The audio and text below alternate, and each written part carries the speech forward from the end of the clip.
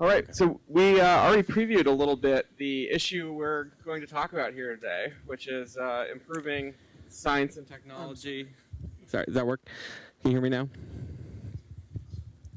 Is this working okay? All right. So we already previewed a little bit the issue we're going to talk about right now, which is improving science and technology capacity in the legislative branch and what that looks like. So I'm pleased to be here with Dr. Tim Persons, who's helping lead a new science and technology team at the Government Accountability Office. I believe it's the 15th mission team at GAO. And before that, you were working to help lead the technology assessment program within GAO that's existed for a couple decades now, almost. Yes.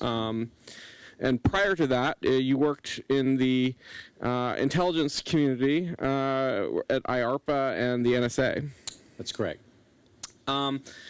So there's a few different approaches, I think, to Congress's, science and technology expertise. I think it's important first to give a little bit of context for this discussion that Barron alluded to in the panel earlier. I mean, while the administrative state and the executive branch have grown in power and in size, Congress has diminished its capacity and ceded much of its responsibility to administrative agencies and other functions. So what this looks like in real terms is, since Silicon Valley was bringing us into the information age and, say, the creation of the World Wide Web in 1989, since then we've lost about 1,300 full-time staff on congressional committees. We've lost about nearly 40% over that period from congressional support agencies like the GAO, the Congressional Research Service, and the shuttered Office of Technology Assessment, which was sort of an expert think tank within the Congress that helped it with science and technology issues. The OTA was defunded in 1995 following the Republican Revolution and interest in tightening the belt. There was a mantra at the time of cutting Congress first, and for many reasons, OTA was the sort of simplest agency to do away with. Now there are a number of efforts to sort of either revive that directly or otherwise improve that capacity within Congress. And GAO is undertaking some really new and exciting stuff just starting this year, launched in this January. So Tim, I'll turn it over to you and you can tell me a little bit, hopefully, about what you guys are working on. Sure, Zach, thanks. Nice to meet everyone. If I haven't met you yet, Zach, thanks to you, the organizers, for this time to be here. As you were mentioning, new team. It's sort of new in that the mission space has been around at GAO, but it's a matter of moving the scientists and the policy folks working in science areas into the same team, and then that's an effective doubling. And then over time, the intention is to do another doubling of that to cover the space of our work. The best way to think about STAA is Oversight, Insight, and Foresight, which is GAO's typical mantra over all of its work. Of course, as most of you know GAO, the Government Accountability Office, we are the supreme audit institution of the United States. I was getting a kick out of that really, royal title on that. But it just means that my boss, the Comptroller General, who has a 15-year term, he's about 10 years through his term at the time, long-term memory and things. Our agency has, by law, extraordinary access into federal records and information programs and so on, like no other. And so that gives us a distinct advantage. It does go toward a lot of what we do in our oversight, which is inherently, or by nature, is ex post, meaning it's after the fact. Something is established on the executive branch, Congress wants to know, will you evaluate this? Or usually something has been established, a program, and then it falls on the rocks, and then we engage, and they call the auditors, and we come out and do that. But on the insight piece, so that's oversight. That's been the predominant mode of the work and likely always will be for GAO. the insight piece of what we do in STAA is really about how do we make good government better government, and there is good government, by the way. There are functional parts, and there are lessons learned that GAO, sitting in its unique seat, sees a lot of the lessons learned, including how to manage technology through a life cycle of early stage concept R&D into a full-scale acquisition and deployment, whether it's a DoD weapons system, an Energy Department special nuclear facility, whether it's a IT system or what have you. So all of those sort of things are part of what STAA does, and we have a whole engineering sciences group that has literally written the book on best practices guides, like on life cycle cost estimating, on schedule risk analysis, and now a newer one on tech readiness assessment, for those of you who are familiar with the TRL scale, the tech readiness levels that NASA invented decades ago. So how do you do that and do that well and evangelize that across the government and give, as my boss says, the open book test to someone, how you're going to evaluate them is part of what we do. Then the third piece on tech assessment. We have been doing the mission, as Zach said, for a couple decades now. It's not new to us.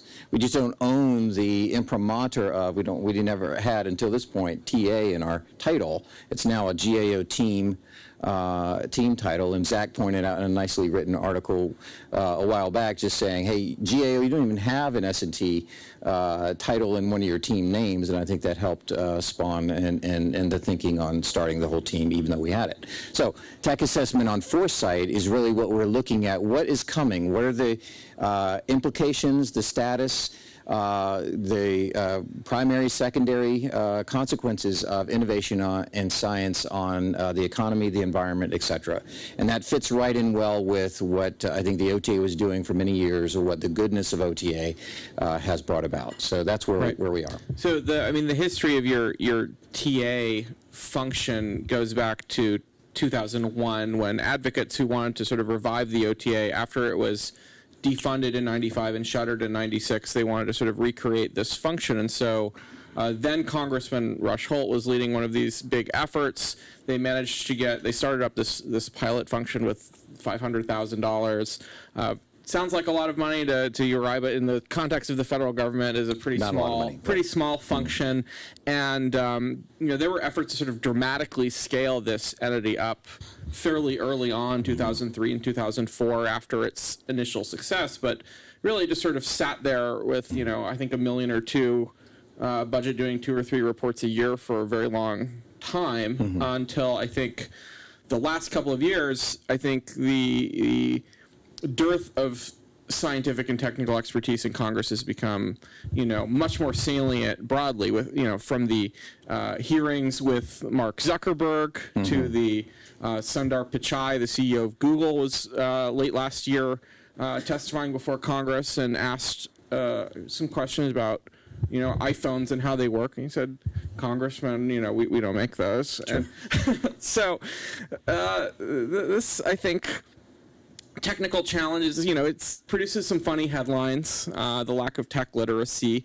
But, it really indicates a sort of more fundamental problem in a long history of decline in the institutional policy resources. I mean, beyond just sort of, some pretty dramatic declines in number of staff, there's also been resources shifting away from policy expertise towards functions like constituent communications. Digital technologies lowering the barrier to those communications has meant that there's a much greater volume of things coming in, and so they've had to move resources to district offices and away from this sort of policy functions. They've also shifted a lot more towards political messaging functions rather than pure science and technology and other kinds of expertise functions. And science and technology, you might ask, why is that itself, an important area of policy that warrants its own, unit? And I think the way you're approaching it is like broader than just the way some people in DC think about technology policy, which is stuff that Facebook cares about. You guys have actually done some very broad kinds of topics. Can you talk about how you define that focus? Sure. Yeah. So yes, we According to the GAO normal course of business, we work under, a majority of our work is done under requests from Congress, usually a committee level, so it has a jurisdictional relevancy on that. And so all of our technology assessment work, at least for the last decade plus, has all been congressionally requested for various topics. So let me just go back and touch on something, Zach, you brought up on like the Zuckerberg hearing on that. It was a little close to home for us, only because we had done a bit of work in this Foresight space, just saying, hey, data and analytics and the innovation therein is going to be a big deal. It was already sort of started. We aren't claiming that we were way ahead of what was already going on. But we issued that particular report in 2016 in the late summer of 2016 and right before the election. And one of the key things that we had in that particular report saying, again, we're looking at implications. It's foresight oriented. We're not making recommendations because we're not auditing in these things. So we're just saying, hey, here are the things to be aware of. One of the major ones in this report was beware of third-party usage of data. Okay? And of course, then Cambridge Analytica came on, we're still having, I would say, political oscillations in our system, and will have for some time due to the power of data analytics, which has had incredible innovation, lots of social good. I don't imagine anyone in here does not have a mobile phone or is doing things or has some key part of their life doing that.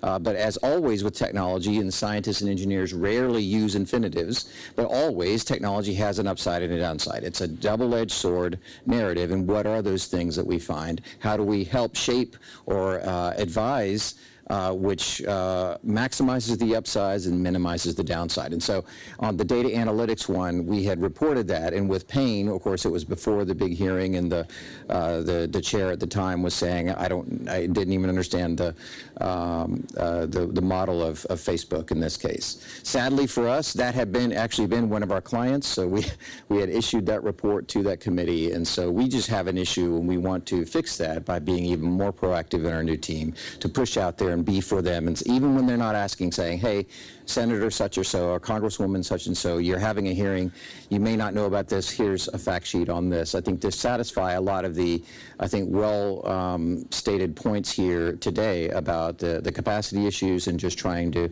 help them be proactive. So you raised a point I'd love to go into a little more, which is that, I think if you look at like the history of innovation, you see these forces of creative destruction. Mm-hmm. They're displacing incumbent industries, and sometimes they're raising, as you said, negative externalities or genuine national security threats or other harms that need to be mitigated. And so this puts a sort of onus on policy-making institutions to respond in a responsible, narrowly targeted way. They're going to be hearing a lot. Say, Uber comes around, you're going to be policymakers are going to hear a lot from the taxi cartels coming in and saying, oh no, this is terrible and unsafe, and you can't, these are strangers driving you. And okay, you have to kind of, policymakers need to be able to sort of like, one, not have incentives to just sort of promote that kind of capture, but two, be informed, especially when there are very complex technical questions that make it hard to sort of peer in and see what the like genuine harms are. Mm-hmm.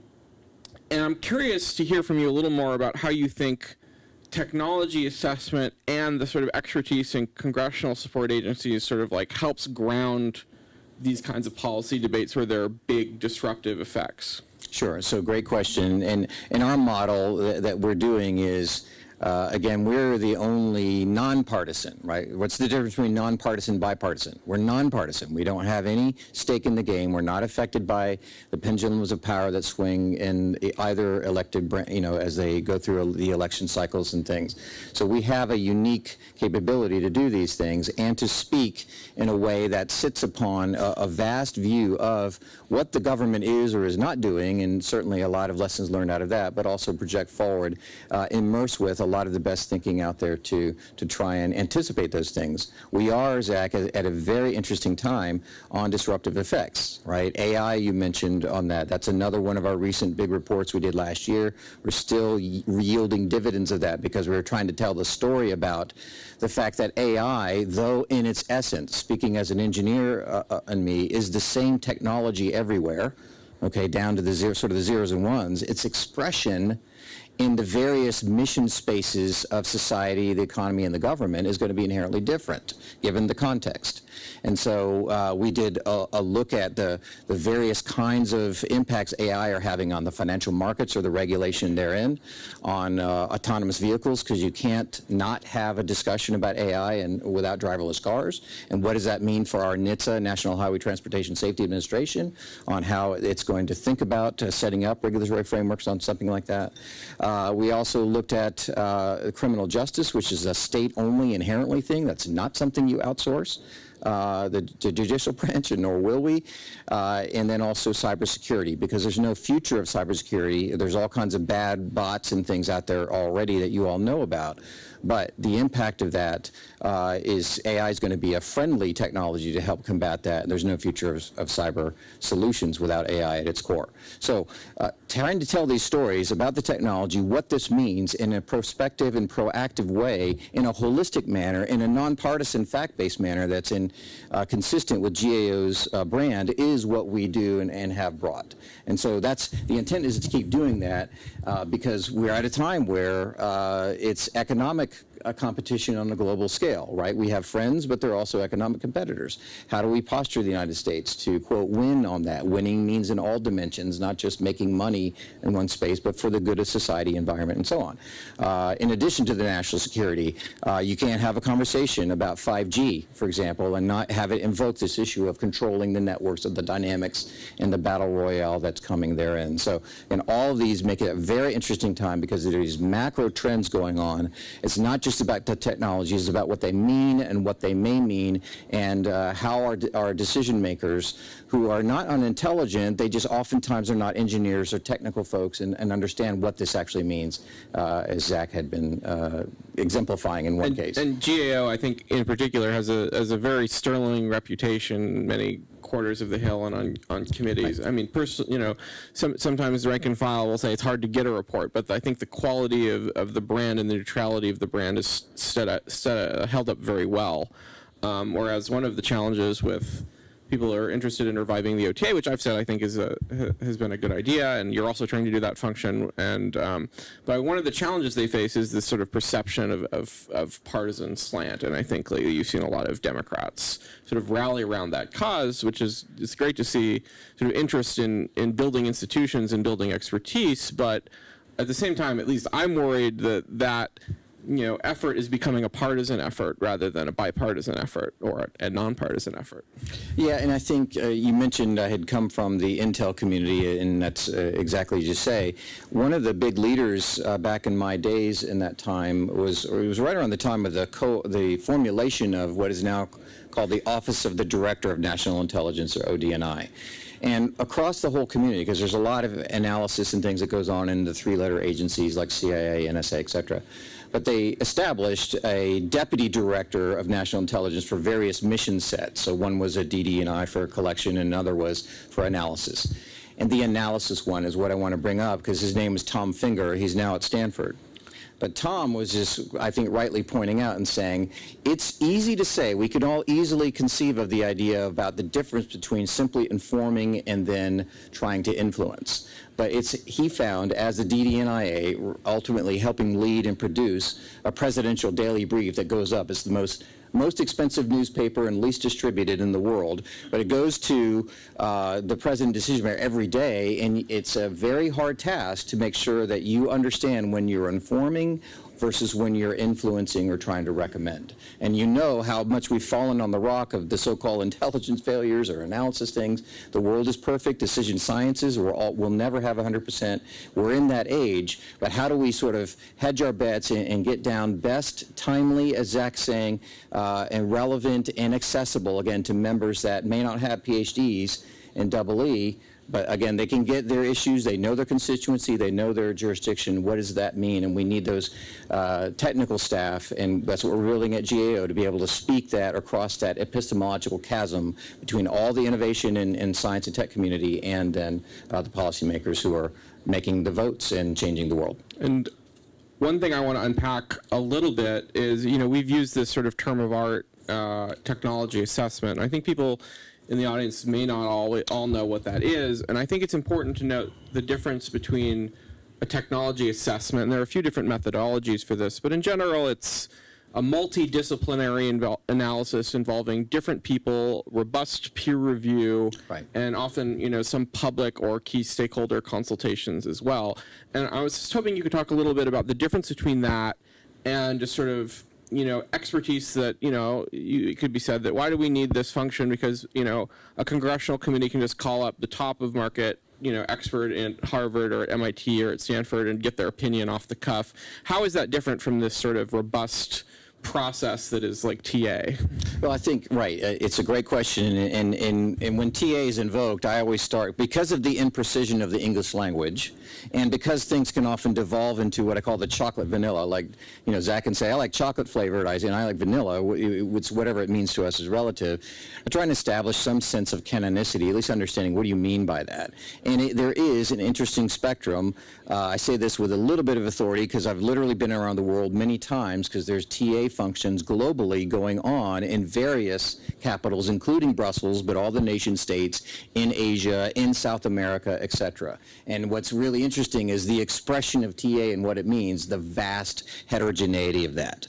But nonetheless, where we sit is the idea of having in that thorough, that balanced, that nonpartisan analysis that's forward-looking about implications, things. We're not trying to predict the future. Good foresight is never about trying to put the so-called Swami hat on and say, here's what's going to happen. But it is trying to say, here's what this means. Do you realize, dear member of Congress, what 5G may mean? There's a lot of cool excitement, and of course, the vendors are Verizon, Qualcomm, those sort of things are very good in the 5G example of boosting the conversation, saying, look, we could be exponentially fast. We can not even have to wire. You can get your download on-demand Netflix ultra-high def with 5G and all this. It's very exciting, right? But that's not the only part of the picture. The issue is, well, what does that do to our overall national security, our international systems, our American competitiveness? Do we really want our chips to be made offshore and in an era where we're going to driverless cars? Do we want to have it where someone with a software switch can turn our car left versus right or something like that? It becomes much more interesting in terms of the impact of these technologies, which is why you need this kind of function. So another thing, I want to get away from TA a little bit, because that's one of 4 main strategic functions that your office is undertaking. Right. And I think another one which hasn't received a ton of press, but is super interesting, is this Audit Innovation Lab that you're undertaking to sort of rethink how the government reevaluates itself in science and technology. Sure, yeah. So the lab, we actually have changed, this is just an update even for you in real time. The Comptroller General, the boss, even took the audit out. It's just the Innovation Lab at GAO, and that's because when we look at what's coming into the accountability, the policy analysis community and things, these technologies like blockchain and things, or GAO has an IT and cybersecurity team now that cares about cyber, but we're going to have an ability to ask the question of, well, if we're endorsing a lot of federal data to go to cloud and we're going to go evaluate agencies on that, do we know if cloud is actually secure? I know the vendors will say they're secure, but are you sure? It's 11 o'clock when I grew up. Do you know where your kids are? This is that kind of thing on, do you know where your data is or what's going on? And so our lab's going to have to do that. One of the big pieces, Zach, you're alluding to on this is the analytics part. I think of GAO, I'm actually not an auditor by training. I'm a true scientist engineer. One of my masters is in computer science, and I think about things from a computer science lens. And GAO is, in terms of a conversion, its mission, converting question that Congress is asking us into an answer, and that whole journey is a computational function. It's taking inputs in. There's a lot of sort of Turing computing going on in some form. It could be relatively rudimentary, Microsoft Office, whatever. But in an era where we're in this overwhelming amount of data, and the quality and access of data that GAO has that no other entity in the country has, I think gives a unique opportunity for us to do what I could think of as data science or data alchemy, to be able to help answer questions more incisively, in shorter time, less labor inputs, more computationally, more algorithmically, if you will, than what we've been doing now, to better serve our members so that they think and they do their deliberations in their various jurisdictions. And so that's an exciting thing. And we're implementing a DARPA-like, Zach mentioned came from IARPA, so I have that sort of ARPA mentality on that, where everything is problem-driven.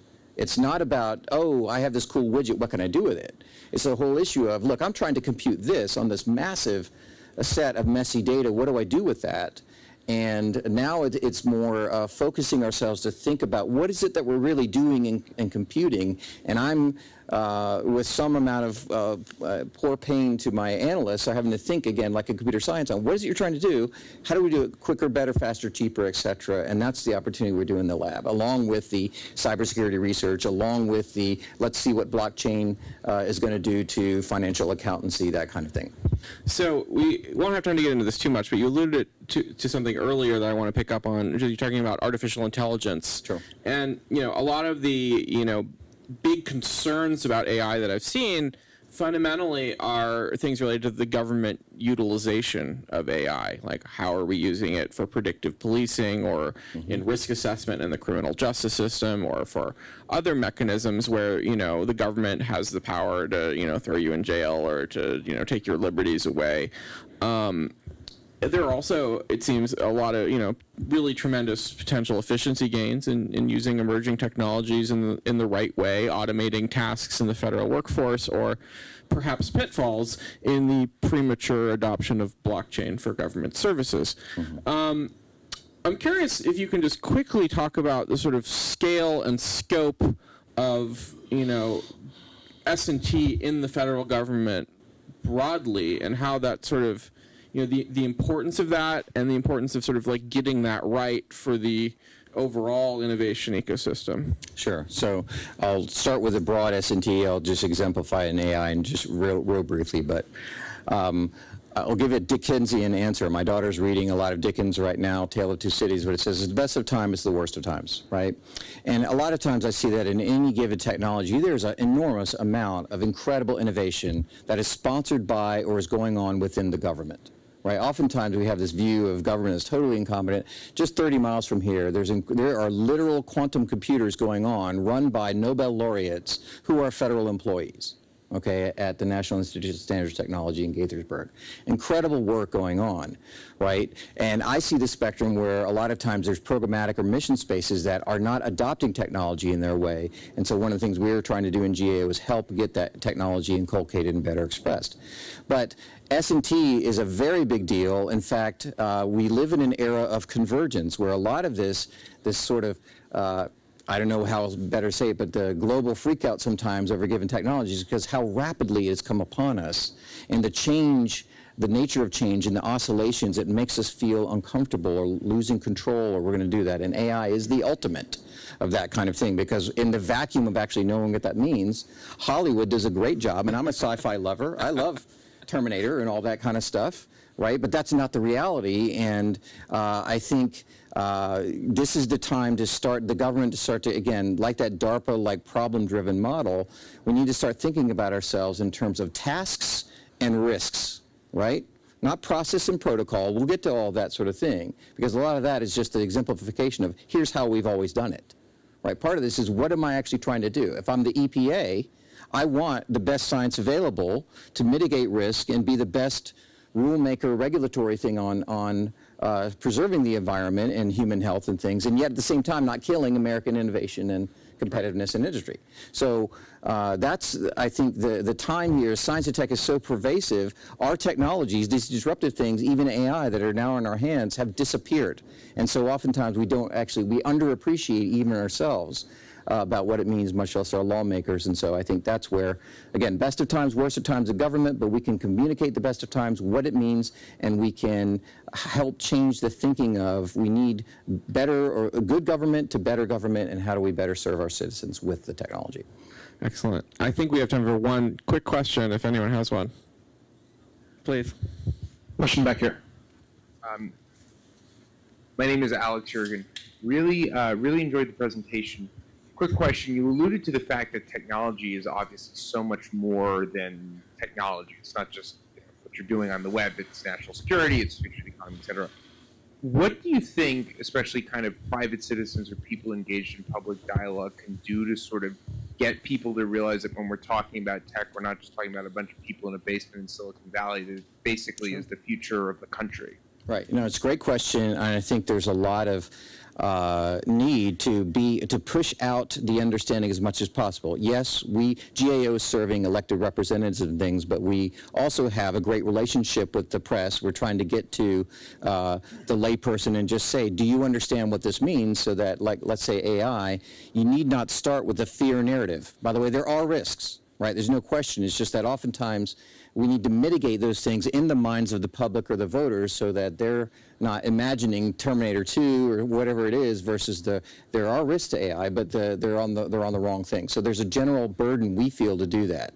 There's also practitioners of participatory technology who like to, again, inculcate this idea of how do folks feel about this innovation and what this may mean for them, to try and bring in that social dimension to the work, and I think there's some merit to that. All right. Well, thank you, Tim. This was a lot of fun to chat. Thanks, I Alex. appreciate Good to be you here. coming out here and talking to the public about the exciting work that you're undertaking. And I think it'll be really interesting to follow as you keep expanding and staff up. Thanks for the opportunity. Nice to meet you all. Thanks for your time.